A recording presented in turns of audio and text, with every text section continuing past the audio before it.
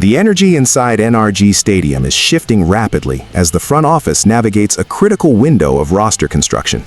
We are seeing a distinct philosophy emerge from the Texans leadership, one that prioritizes strategic depth and long-term security.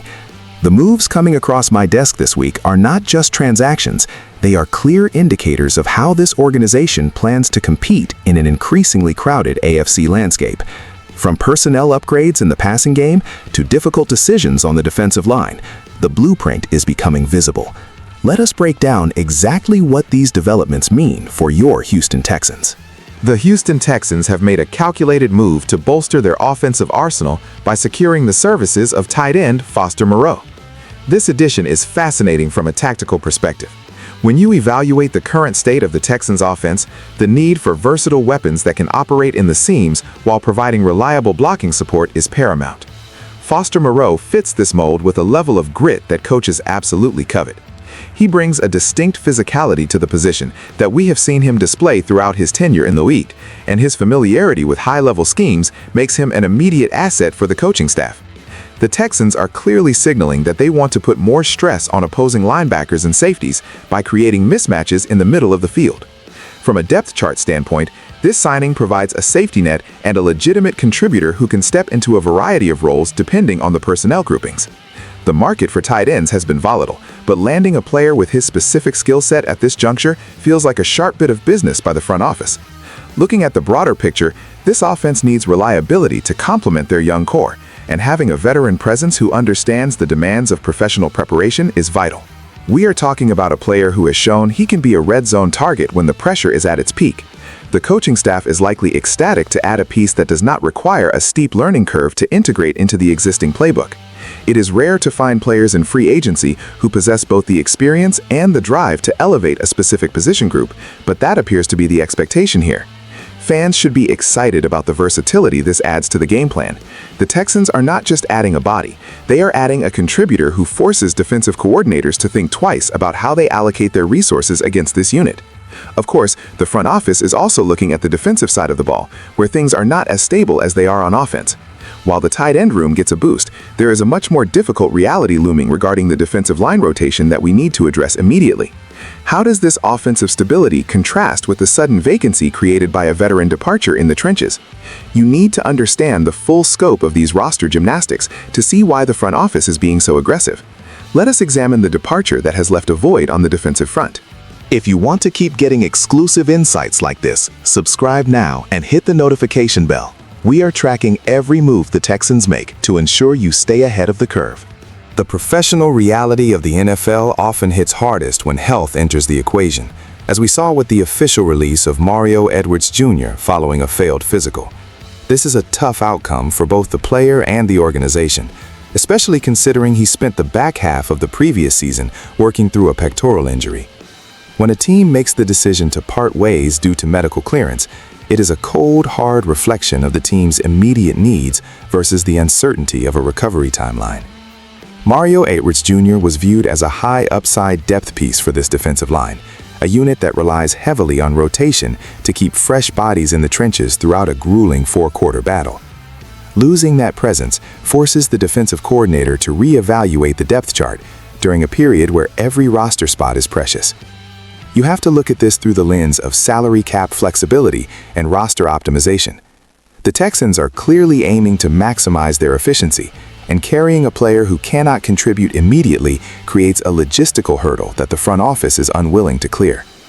It is a reminder that even in the modern NFL, where schemes are sophisticated and analytics drive decisions, the most basic requirement remains availability. Without the ability to pass a physical, the value proposition vanishes instantly. This move creates a ripple effect. It opens up space, but it also creates a glaring need for interior pressure and run-stopping capability that must now be addressed through other avenues. How the team chooses to replace that lost production will tell us a lot about their confidence in the current draft class or their appetite for further free agency moves. This situation highlights the fine line between building a championship-caliber squad and managing the inevitable attrition of the sport. The defensive line is the heartbeat of this team's physicality, and any disruption there is felt throughout the entire defensive scheme. We are watching the roster be dismantled and rebuilt in real time, and this specific cut is a testament to the high standards the front office is setting for every single player on the payroll. But as we look at the defensive line, we also have to look at the special teams unit, which has just received a major long-term commitment. Does this release of defensive depth change the way the team views its long-term financial stability? You have to wonder if the money saved here is being funneled into other critical areas of the roster.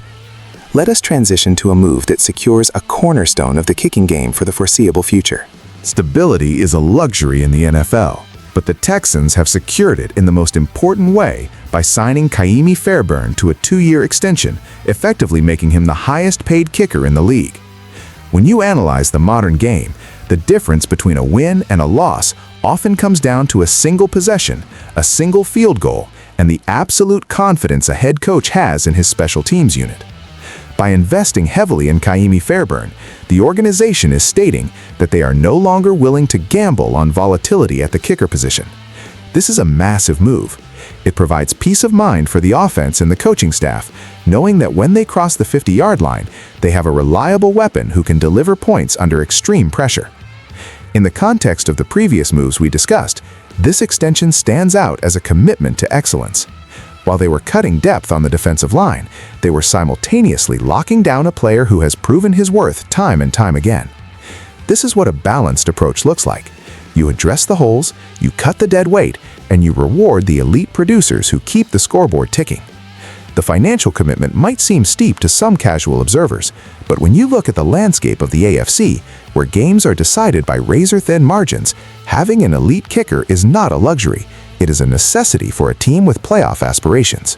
This deal sends a message to the entire locker room that performance is rewarded and that the franchise is willing to pay top dollar to maintain high-level production. Ka'imi Fairbairn has been a pillar of consistency, and this contract reflects the trust he has earned from the coaching staff and the front office. Looking at the total picture now, we see a team that is actively managing its assets with a focus on both short-term readiness and long-term security. They are bringing in veteran experience at tight end, clearing out medical uncertainties on the defensive line, and locking down the kicking game with a market-setting deal. It is a comprehensive strategy that aims to solidify the foundation before the next wave of roster moves arrives. We are witnessing the maturation of this team's front office, and it is a fascinating process to observe. The urgency of these moves suggests that the window is open and they are not waiting for anyone to catch up. They are setting the pace. As we analyze these developments, it becomes clear that the Texans are not just filling slots, they are curating a roster designed for high-stakes competition. Every move is calculated, every dollar is accounted for, and the vision is becoming increasingly clear. It is time for the fans to get ready for what promises to be a very competitive season ahead. It has been an incredibly busy week at the facility, and these moves define the current direction of the Texans. We are seeing a front office that is unafraid to cut ties when necessary and aggressive when it comes to locking down elite talent. From the new veteran presence in the tight end room to the high-stakes decision at kicker, the roster is taking a definitive shape. It leaves me wondering, which of these moves do you believe will have the biggest impact on the field this coming season? Is it the reliability of a top-tier tier or the versatility added to the passing game? Let me know your thoughts in the comments below. I am your insider, and I will see you in the next report.